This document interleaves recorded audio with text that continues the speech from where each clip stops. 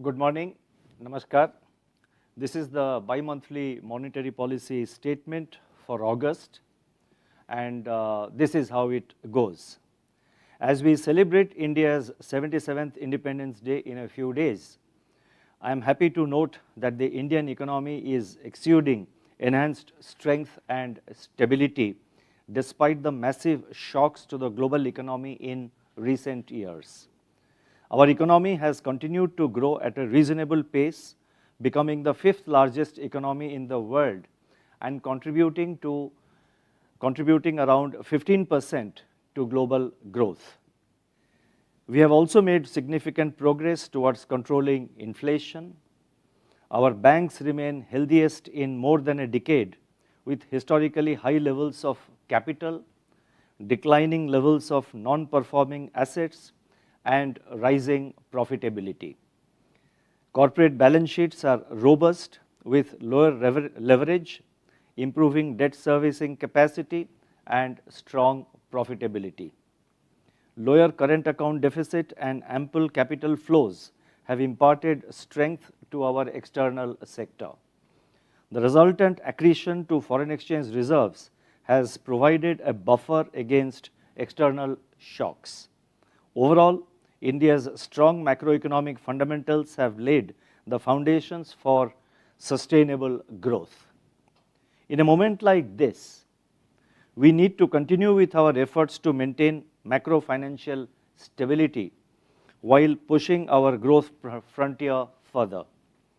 India is uniquely placed to benefit from the ongoing transformational shifts in the global economy in the wake of geopolitical realignments and technological innovations. A large economy marching ahead with vast domestic demand, untapped resources, and demographic advantages, India can become the new growth engine for the world.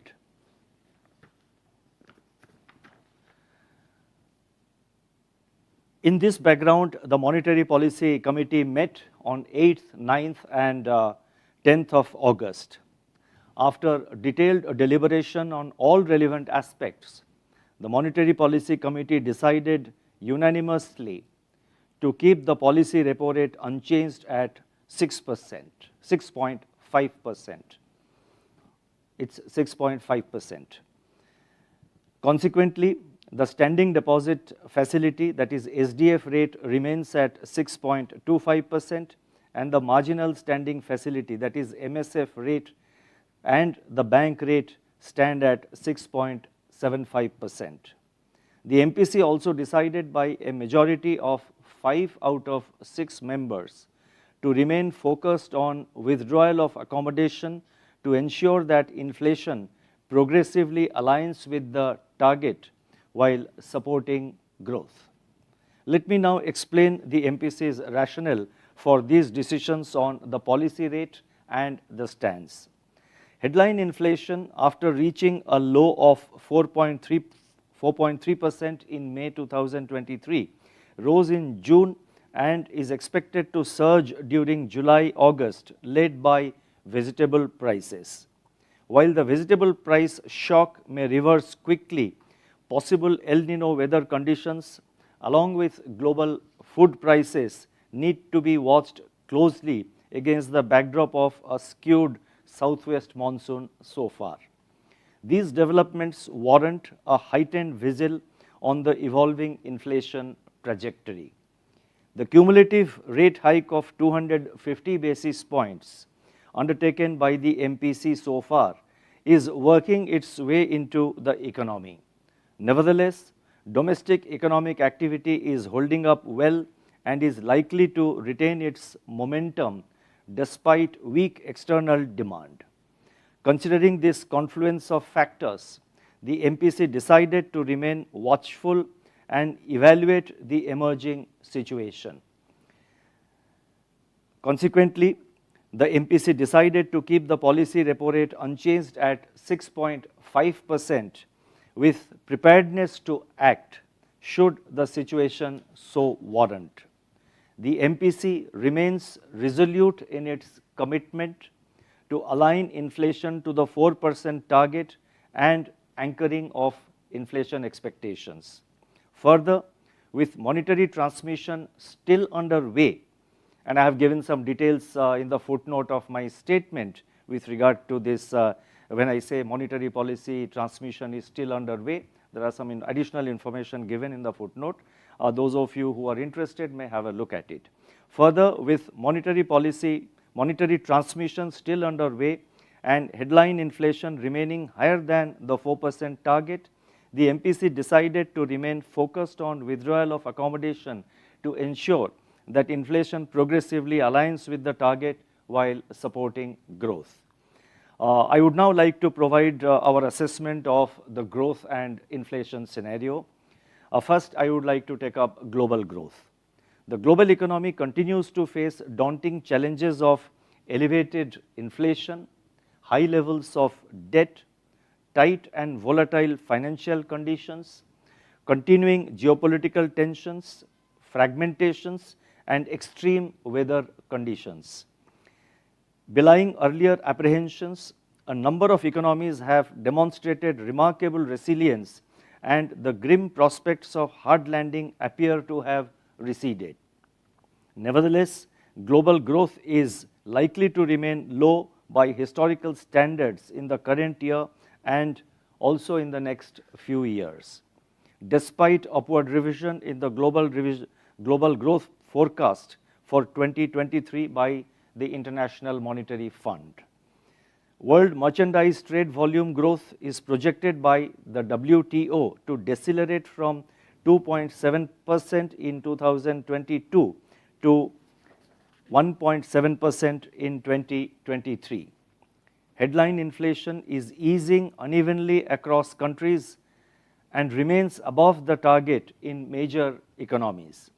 While the pace of monetary tightening has been scaled down, policy rates could stay higher for longer. Financial markets, which had been buoyed by expectations of an early end to the cycle of monetary tightening, have turned volatile with sizable two-way movements in response to recent rating events and incoming data. Turning to global growth, these external factors are likely to impinge on the growth prospects of most advanced and emerging economies. India is, however, expected to withstand these external headwinds far better than many other countries. The momentum of overall economic activity in India continues to be positive. On the supply side, crop sowing has picked up with steady progress in the southwest monsoon. The temporal and spatial distribution of monsoon has, however, been uneven. Industrial activity is holding ground, as is evident from the latest data on Index of Industrial Production, that is IIP, Core Industries Output, and Purchasing Managers Index, that is PMI for manufacturing.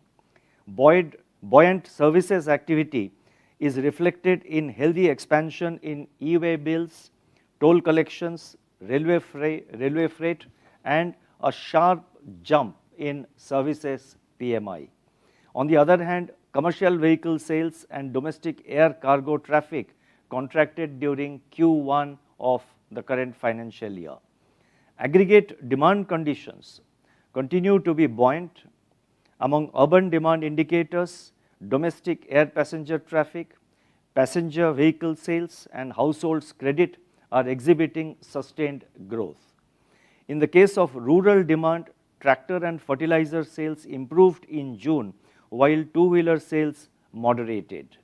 High growth in agricultural credit and improving sales volume of major fast-moving consumer goods, that is FMCG companies, suggest incipient recovery in rural demand, which will be reinforced by improving Kharif prospects. So what I have done under growth is that first I highlighted about the supply conditions, the supply side factors. Then I have highlighted the aggregate demand conditions consisting of both rural and urban demand. And let me now turn to investment activity. Investment activity gained further steam on the back of government capital expenditure, rising business optimism, and revival in private capex in certain key sectors. Continued increase in import and production of capital goods further reaffirms this trend. Construction activity also remains strong in first quarter of this year, as indicated by healthy growth in cement production and steel consumption. Capacity utilization in the manufacturing sector at 76.3% remained above the long period average, remained above the long-term average of 73.7%. The total flow of resources to the commercial sector from banks and other sources taken together has increased by rupees 7.5 lakh crore during the financial year 23-24 so far, that is up to July 28th, as compared with 5.7 lakh crore a year ago. So just to repeat the figures, the flow of resources to the commercial sector in the current year so far is 7.5 lakh crore, and in the corresponding period of last year it was 5.7 lakh crore. On the downside, however, merchandise exports and non-oil, non-gold imports contracted further in June, and the growth in services exports decelerated amidst slowing external demand. Looking ahead, these underlying developments and the upcoming festival season are expected to provide support to private consumption and investment activity. The spillovers emanating from weak external demand and protracted geopolitical tensions, however, pose risks to this outlook. Taking all these factors into consideration, real GDP growth for 2023-24, that is for the current year, is projected at 6.5%, with Q1 at 8%, Q2 at 6.5%, Q3 at 6%, and Q4 at 5.7%. Real GDP growth for Q1 of next financial year, that is 24-25, is projected at 6.6%. The risks are evenly balanced. Let me now turn to inflation. The moderation in headline inflation to 4.6% in Q1 of 23-24 was in line with the projections set out in the June MPC meeting. There was pickup in headline inflation to 4.8% in June due to an upturn in food inflation. On the positive side, inflation excluding food and fuel, that is core inflation, has softened by more than 100 basis points from its recent peak in January 2023. The month of July has witnessed accentuation of food inflation, primarily on account of vegetables. The spike in tomato prices and further increase in prices of cereals and pulses have contributed to this. Consequently, a substantial increase in headline inflation would occur in the near term. Going by the past trends, vegetable prices may see a significant correction after a few months. The prospects of Kharif crops have also brightened thanks to improvement in the progress of the monsoon. Uncertainties, however, remain on domestic food price outlook due to sudden weather events and possible El Nino conditions in August and September. August and beyond. Global food prices are also exhibiting a hardening bias on renewed geopolitical tensions. Crude oil prices have firmed up in the recent weeks, and its outlook is clouded by demand-supply uncertainties. Assessment of the future trajectory of inflation is a continuous process. We have a choice to modify our inflation projections in every meeting of the MPC if warranted, in the interest of better guidance, or avoid frequent changes and revise them only on fewer occasions for simplicity of presentation. Given the continuing uncertainties, our latest CPI inflation projection for 2023-24, assuming a normal monsoon is revised to 5.4%, with Q2 at 6.2%, Q3 at 5.7%, and Q4 at 5.2%. Let me just repeat these numbers for better clarity. CPI inflation projections for 2023-24, that is for the current year, assuming a normal monsoon, as I have said, is revised to 5.4%, with Q2 at 6.2%, Q3 at 5.7%, and Q4 at 5.2%. Further, CPI inflation for first quarter of the next financial year, that is 2024-25, is projected at 5.2%. The risks are evenly balanced.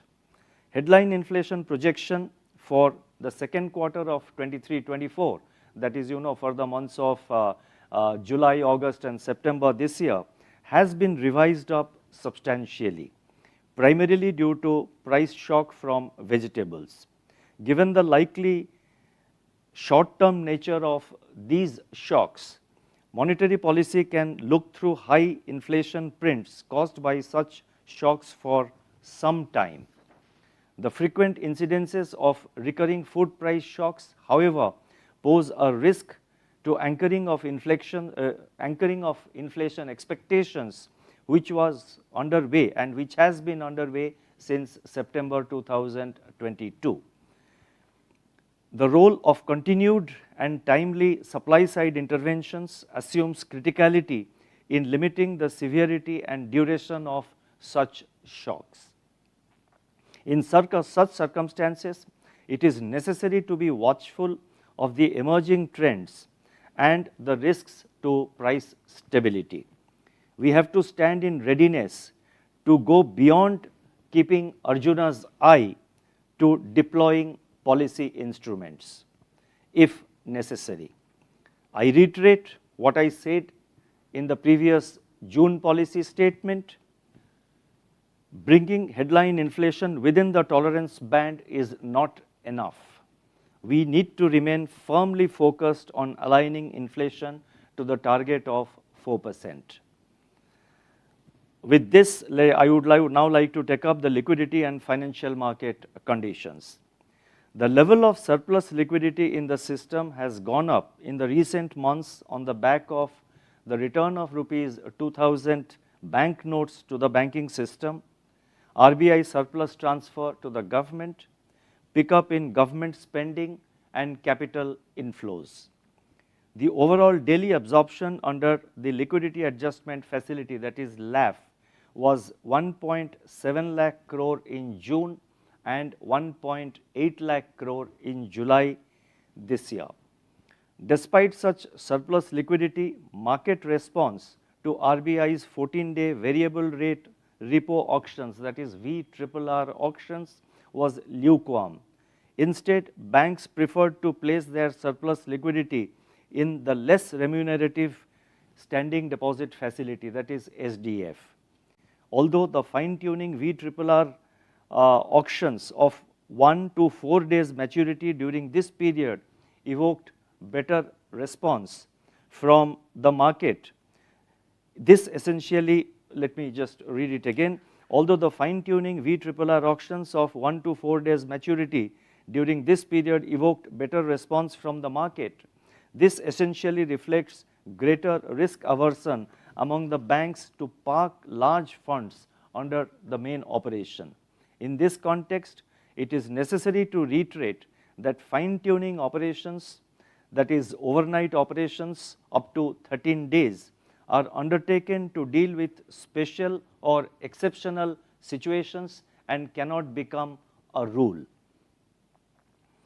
In recent years, our stated stance on liquidity is to maintain adequate liquidity in the system to meet the productive requirements of the economy. Excess liquidity, on the other hand, can pose risks to price stability and also to financial stability. Hence, efficient liquidity management requires continuous assessment of the level of surplus liquidity so that additional measures are undertaken as and when necessary to impound the element of excess liquidity. Accordingly, it has been decided that with effect from the fortnight beginning August 12, scheduled banks shall maintain, I repeat, scheduled banks shall maintain an incremental cash reserve ratio, that is ICRR, of 10% on the increase in their net demand and time liabilities, that is NDTL, between May 19th and July 28th. I would like to read this sentence again so that the message gets across. It has been decided that with effect from 12th of August, scheduled banks shall maintain an incremental CRR, that is ICRR, of 10% on increase in their NDTL between May 19th and July 28th. And what I am now going to say is equally important. This measure is intended to absorb the surplus liquidity generated by various factors referred to earlier, including the return of rupees 2000 notes to the banking system. This is purely a temporary measure for managing the liquidity overhang. Even after this temporary impounding, there will be adequate liquidity in the system to meet the credit needs of the economy. We have reviewed the position, and on that basis alone, on the basis of our internal assessment, I am making this statement that even after this temporary impounding, there will be adequate liquidity in the system to meet the credit needs of the economy.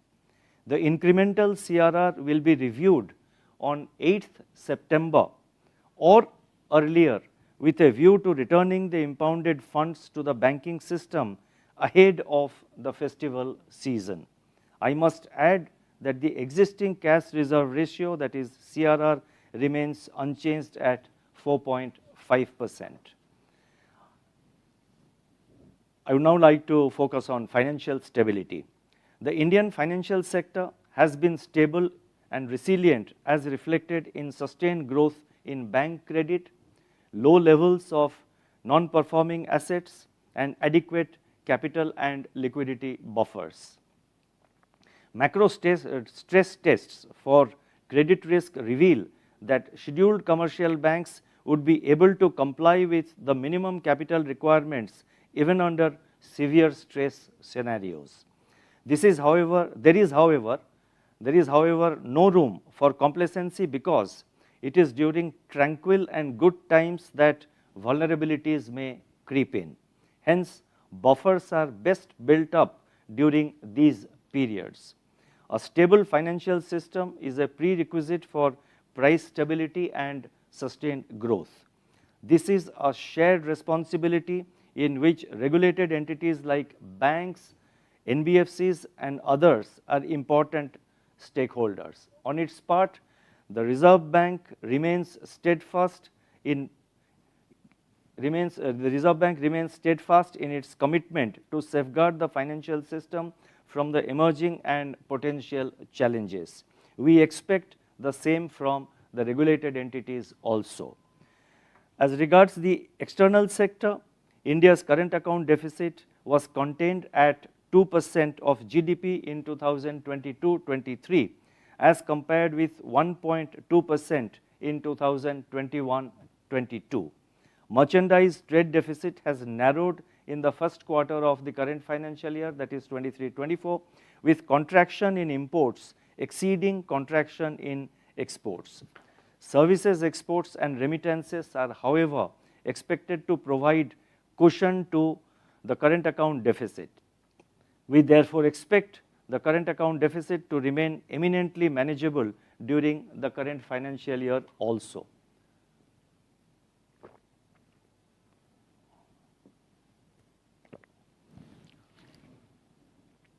On the financing side, foreign portfolio investment, that is FPI flows, have remained buoyant in 2023-24, that is in the current year so far.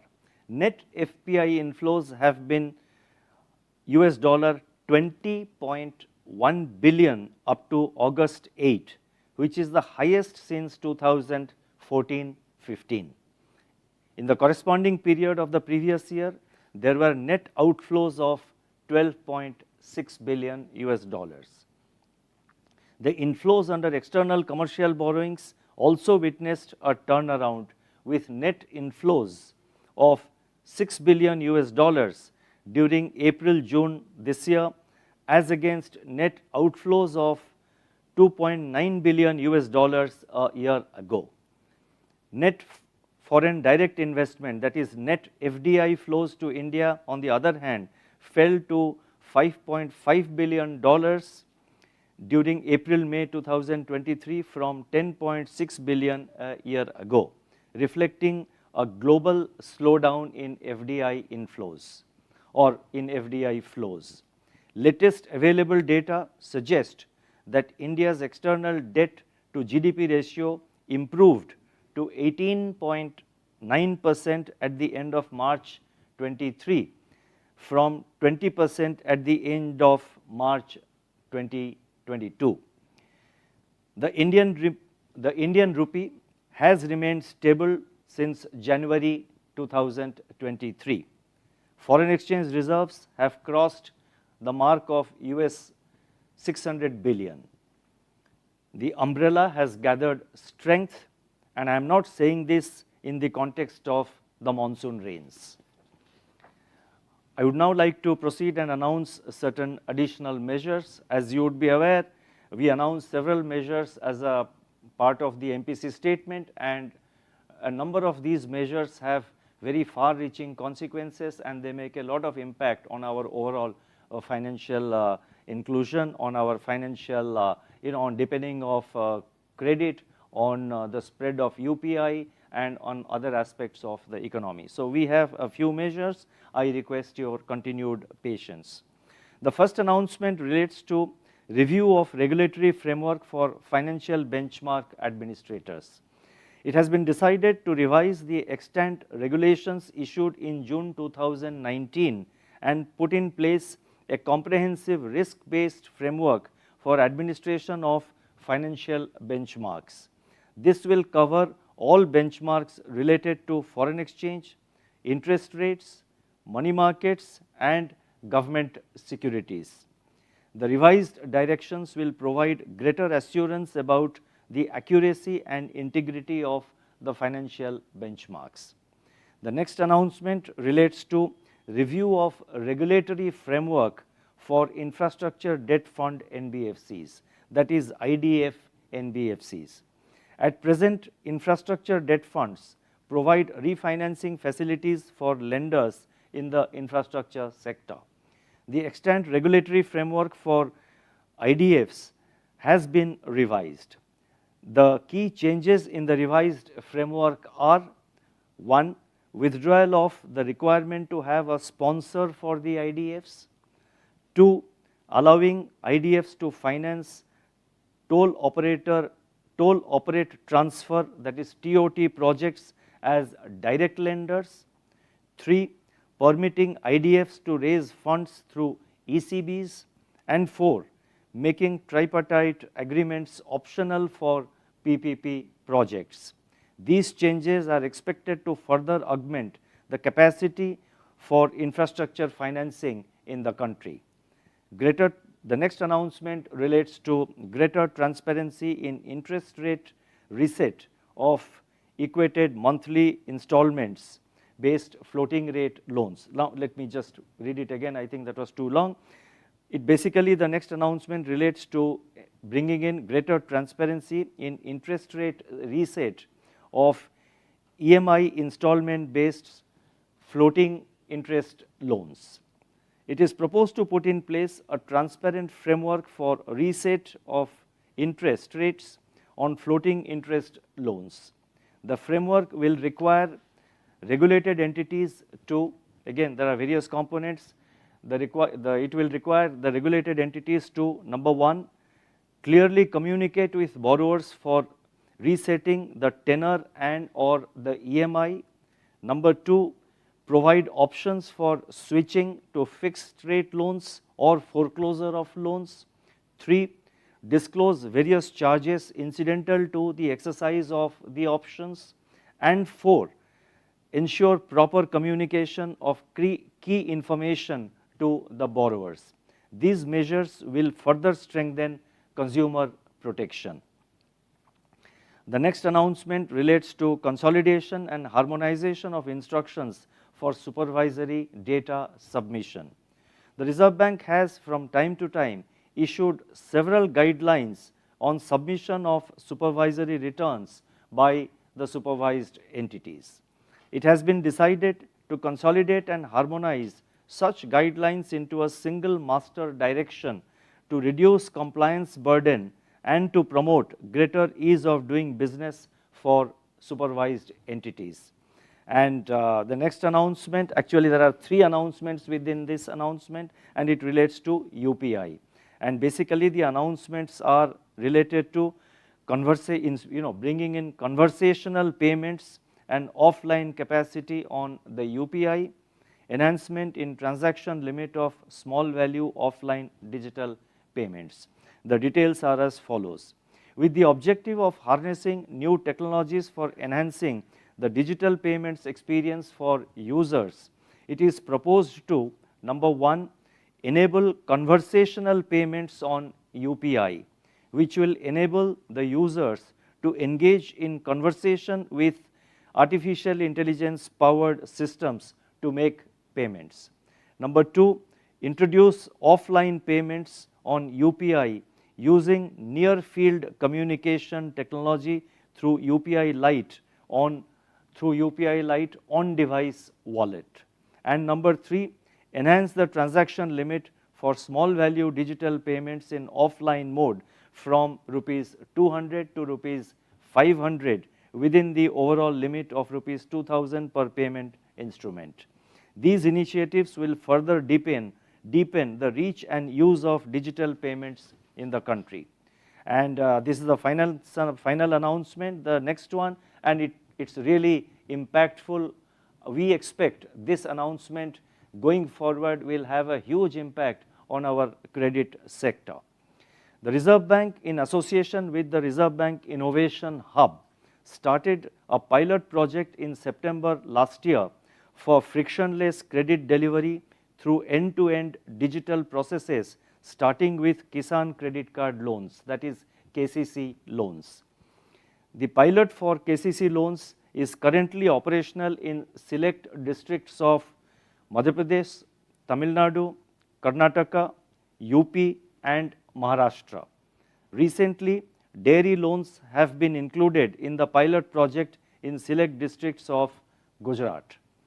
Based on the learnings from the pilots and to expand the scope of end-to-end digital lending processes, a public tech platform for frictionless credit delivery, I repeat, a public tech platform for frictionless credit delivery is being developed by the Reserve Bank Innovation Hub. The platform is intended to be rolled out as a pilot project in a calibrated manner. It will have an open architecture and open application programming interface, that is API and standards, to which all financial sector players can connect seamlessly. This initiative will accelerate the penetration of credit to the hitherto underserved regions and further deepen financial inclusion in our country. Let me now conclude. We have made good progress in sustaining India's growth momentum. While inflation has moderated, the job is still not done. Inflationary risks persist amidst volatile international food and energy prices, lingering geopolitical tensions, and weather-related uncertainties. In charting the course of monetary policy, we continuously assess the impact of our past actions, the evolving inflation dynamics, and the implications of the incoming data for the economic outlook. I reiterate our commitment to align CPI inflation to the 4% target on a durable basis. We do look through idiosyncratic shocks, but if such idiosyncrasies show signs of persistence, we have to act. As we prepare to celebrate the Independence Day, the air is filled with hope and promise. Let me end by recalling the prophetic words of Mahatma Gandhi, and it is as follows. I have no doubt that our country would rise to the greatest height among the nations of the world. Thank you. Namaskar.